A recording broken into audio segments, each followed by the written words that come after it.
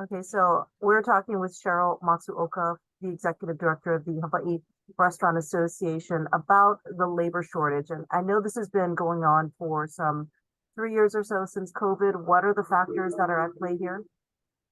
I'm sorry, can you repeat? There was some kind of a noise. Oh yeah, sorry, the phone rang. Why do we still have a labor shortage? We are thinking that a lot of it is people during COVID found other types of ways to earn money. I go back through our employee files. As you know, I have 4 restaurants, and we go back and we're like, after 4 years, we're like, hey, how's it going? What are you doing? And a lot of them have now gone to other types of online businesses, driving, right? The Uber drivers is what I hear most often. Uh, what's the solution here? I was talking to Liz Hata Watanabe at Alohilani / Burgers on Bishop, and she's about to deploy 2 robots to help with the labor shortage. But I mean, what else can a person do? Many of the restaurants are looking at robotics. They're also looking at making everything a little bit more streamlined, such as using the iPads or ordering on your phones. Have you been to Namikaze, where you actually hit a QR code and then you order all your food once you do the QR code? And everybody on the table has the same QR code, so they're all ordering their dishes.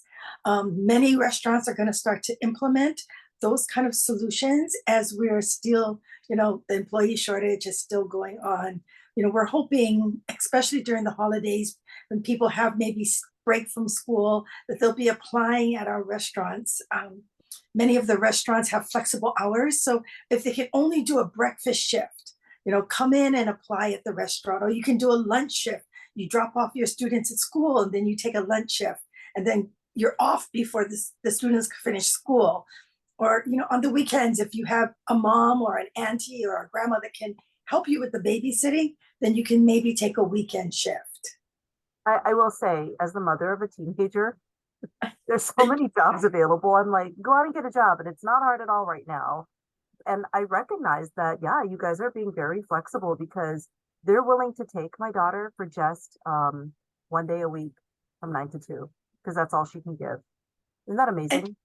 we'll take anyone who can even give 1 day a week, because at this point we need employees. Many times you'll see sections of the dining room closed down because we don't have enough people to work the dining room, or you'll see people standing outside and say, why is the restaurant only partially filled? And it's because the restaurant doesn't have enough staff to give that excellent service that Mhm. you're expecting when you dine in a restaurant.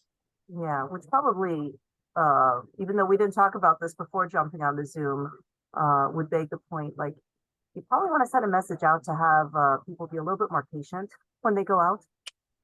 So maybe, even with this message, please be patient. If it takes us a little longer to fill your water glass, or to pick up a napkin, because you're right, we are very shorthanded and we appreciate the community's patience. How do you think this is going to affect diners here in the short term? Higher prices for holiday meals, reservations definitely necessary.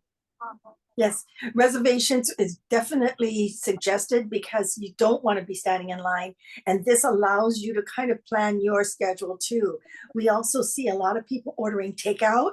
That's another option. And, we definitely welcome any type of business to our restaurants. If you're looking for a holiday gift, and you haven't bought a gift for your coworkers or your family, please consider a restaurant card at your favorite restaurant, because that restaurant would really appreciate it.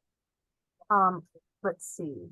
Are there any programs for training or any formal ventures Yes, to alleviate this? yes. We have right now the Hawaii Restaurant Association's Educational Foundation has 12 local high schools that are culinary programs within each of the high schools.